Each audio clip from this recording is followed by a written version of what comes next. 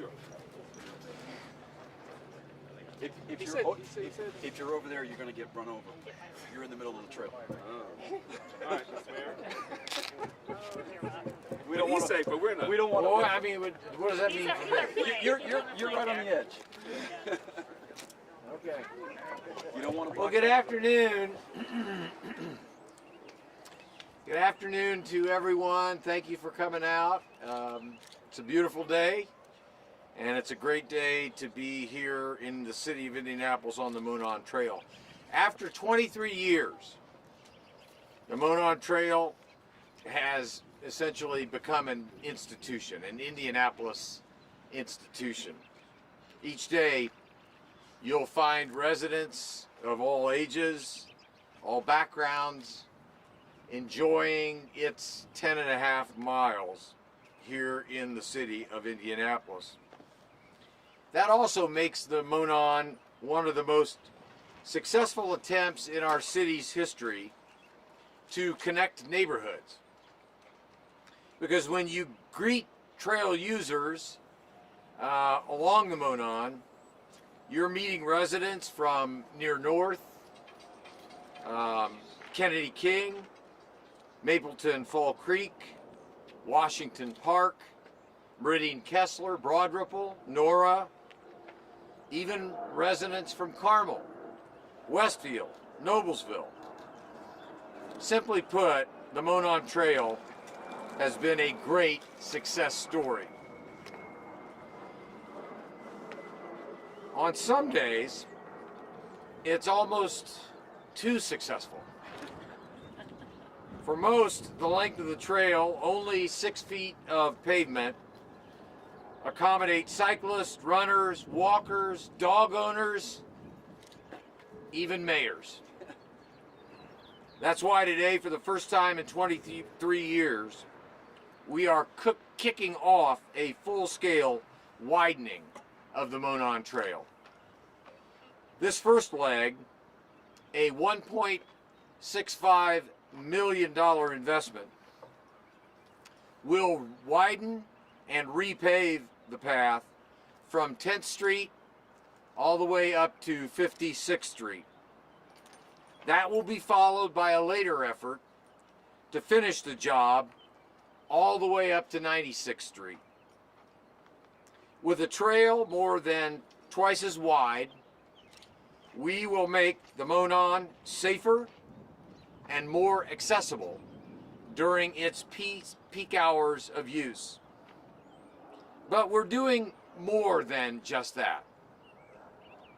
By expanding this heavily used trail, the city is recognizing the evolving lifestyles of new generations of residents of Indianapolis.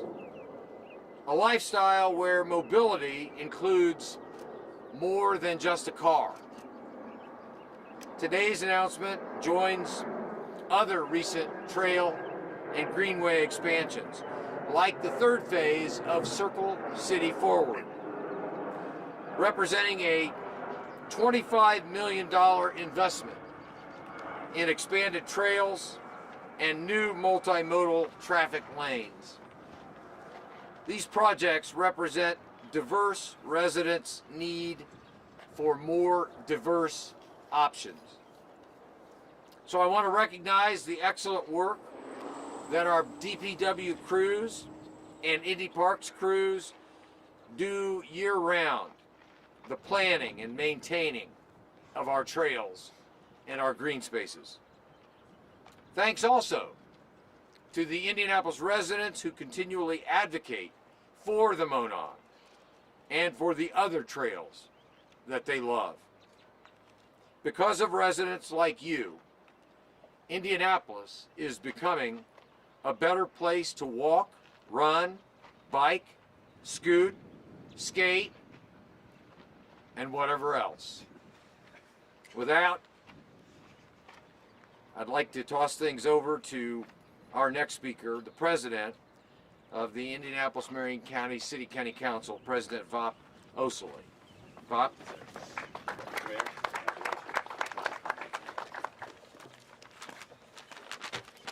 Good afternoon, everyone. some trails like this actually that people like me actually picked up a bike for the first time in, I don't know, 15, 20 years.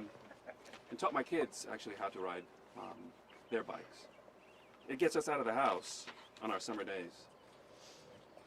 That means a lot.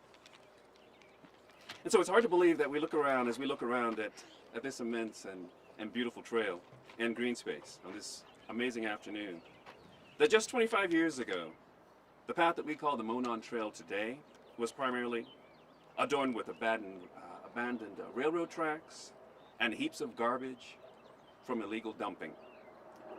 It might have been even harder to imagine the construction of this now much loved and much used trail, as the mayor mentioned, was controversial. That many residents didn't want the trail in their backyards and feared being near the trail would drive down their property values.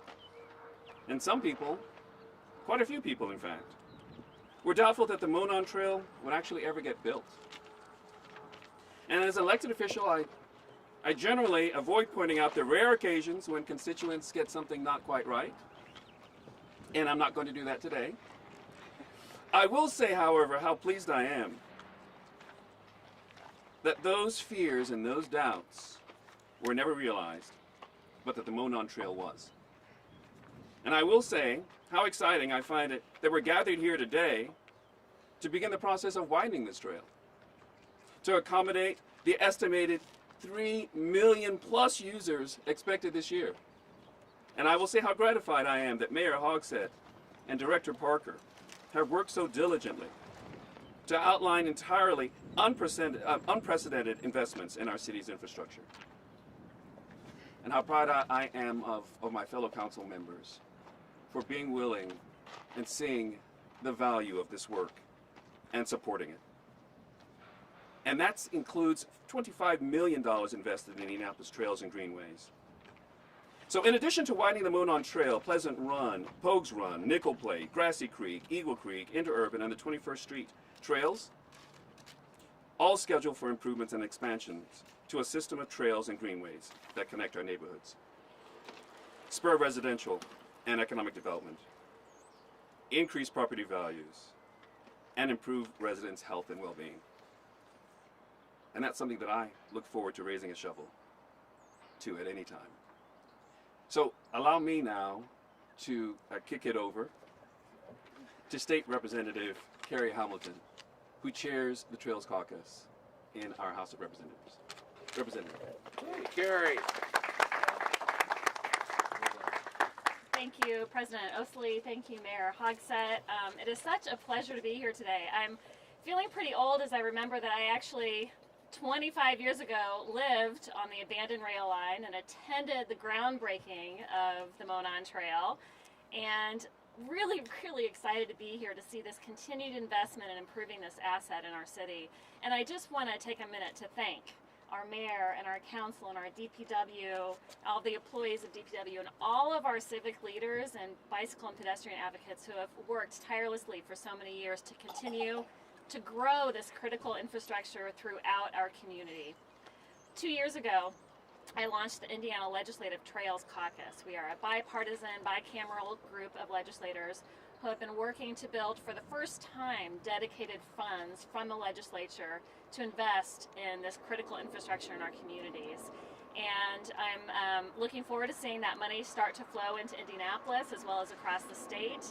And just want to express, how much I believe that this infrastructure is really critical infrastructure for our communities. I think it wasn't that many years ago that we thought this was sort of fluffy investments and not necessarily essential, but we now realize that bike and pedestrian connectivity and access throughout our communities is really critical to quality of life, to continued thriving economic development, and to public health in our communities, connecting our residents to vital services, to incredible assets like the state fairgrounds, and more along throughout our community. So thanks for being here. I'm so glad to be a part of this celebration, and I'm handing it off to Dan.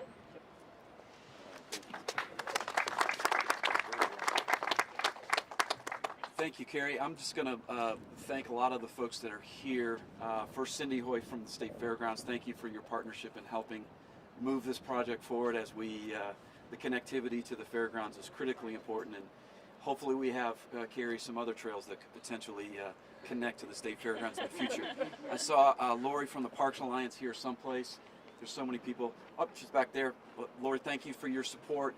Michael, thank you for the support that Connect Communities does for our trail efforts. I want to thank Morphe Construction. If everybody could raise their hands, they're going to be building it. So unfortunately, folks, portions of this are going to be shut down during construction. So give them time to get the work done to widen it. HWC Engineering is here someplace, right there. Thank you for the design of it. GAI Consultants is the inspection. Crossroads Engineering, are they here someplace? They did the right-of-way and the land acquisition, so thank you for all that you did. Obviously, as the mayor said, this is a $1.65 million construction project, but a lot went into it to get the land under the city's control in the right-of-way. So with that, I'd be happy to take questions, but I think we probably want to do the shovels first. Is that, you want to do questions first or shovels? Probably ought to take questions. Well, we got the mic. Oh, we got the mic, all right. Any questions? And how much of the land needed to be acquired as opposed to already being in the city's possession? So it was a tricky thing related to why the project wasn't done earlier. The city owned a rail easement for the corridor, but there was a Indiana Supreme Court ruling in that sort of changed trail law, and so we had to end up buying property from adjacent property owners. So that's why it's being done in phases. We ended up spending about $145,000 in land acquisition to acquire the land and about $600,000 in right-of-way engineering. So that's what's kind of delayed it a little bit, so that we actually own the land that you're standing on now. Do you own the second leg as well, or is that Not yet. That we just approved a contract for that work to commence, and that's why, as the mayor said, that will be a second phase that will be coming later. Do you have time frames yet on how long the delays will be? Like you said, you're going to shut some down. Is this a month at a time they're going to shut certain sections, or? They're going to be done in phases. We'll alert the public when certain portions are being done. The section from 10th to 14th will be reconstructed as a part of the North Split project with the state. So since that area cannot be used right now, we'll get to that later, but at the end of the project. But it'll be done in as many as 8 phases, I believe is what's called for in the construction. I also want to recognize all the DPW project managers, Gretchen Zortman, Rick Brost, all here that have worked on the project. Thank you for everything you've done. Is this still anticipated to wrap up by the end of the year? Yes. How many parcels of land was that, the acquisitions? I'll get you the exact figure on that. I was curious. It's not that important. This was a lot easier than the second phase, because the second phase you have a lot of smaller parcels. When the State Fair owns quite a bit of the property from here all the way down to almost Fall Creek, it's a lot easier than, say, when you get up. Each individual house owns a part. Do you have any sense of like how long the phase closures might last each time, or? We can try to get you that. If we'll talk to our friends at Morphine and try to get you that. Okay, so not really settled yet then? On that? Yeah, I mean, it's supposed to be done by the end of the year, so hopefully it goes very quickly. But we want to make sure that they do it right. So this is just 6 feet? Yeah. Oh, wow. It's a little more than that, but Have you ever totaled up how much economic development has been spawned by the creation of the Monon Trail? I'm just curious if that number exists anymore. there was a report that showed over $1 billion of economic investment around the Monon since its creation. That study was done when? I assume it's a DMD thing. That was a DMD. We'll get that from DMD for you. But it was over $1 billion. So do you think that helped make it a little easier to get funding to expand it and to increase the not only the width here, but also the additional trail miles you're looking at putting in place? Well, with the $25 million that the mayor allocated and the council passed, that'll jumpstart a lot of trail construction and getting trails in the pipeline. As the council president said, Pogues Run and Pleasant Run will be constructed next year. We were just allocated money by the MPO for the first phase of extending the Eagle Creek Trail down from Dandy Trail to about 21st Street. So just that $25 million alone, we've submitted to the state for the Nickel Plate Trail. So that's under design. So that $25 million is going to be able to leverage even more dollars to get more trails completed. And also during COVID, it became apparent that green space and trails are a part of the public health infrastructure. Is that part of the sort of sales pitch you're making to the various legislative bodies to get funding? Well, as the mayor pointed out, I mean, this is something during COVID that people really gravitated to, but connecting neighborhoods, connecting our residents, but it's also, as the council president said, it's a way for people to use it. Not everybody has a car.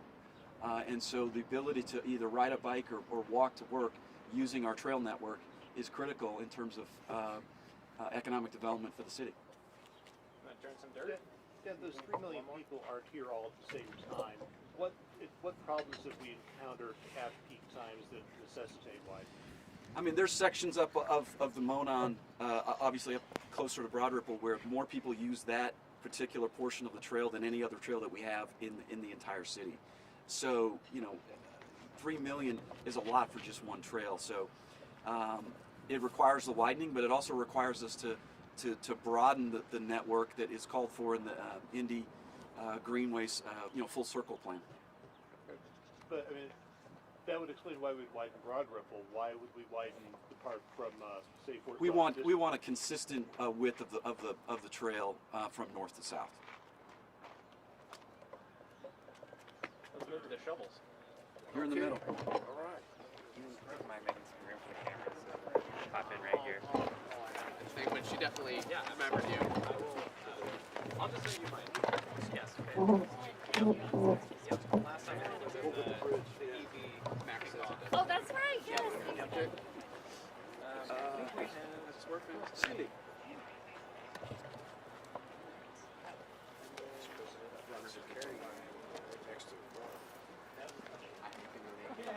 Cindy, thanks for being here. Oh, gosh, my pleasure. Thanks for all you're doing. Hey, Ben. Come on. See, this is why you.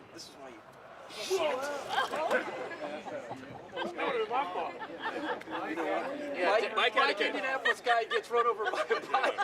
That'd be terrible. You want to do the 1, 2, 3? You're gonna go down, pick up some dirt, and then turn it over. Okay. Everybody ready to go? Okay. 1, 2, 3. Yay! Think I'm ever going to do that? They're not as fancy as the cultural trail.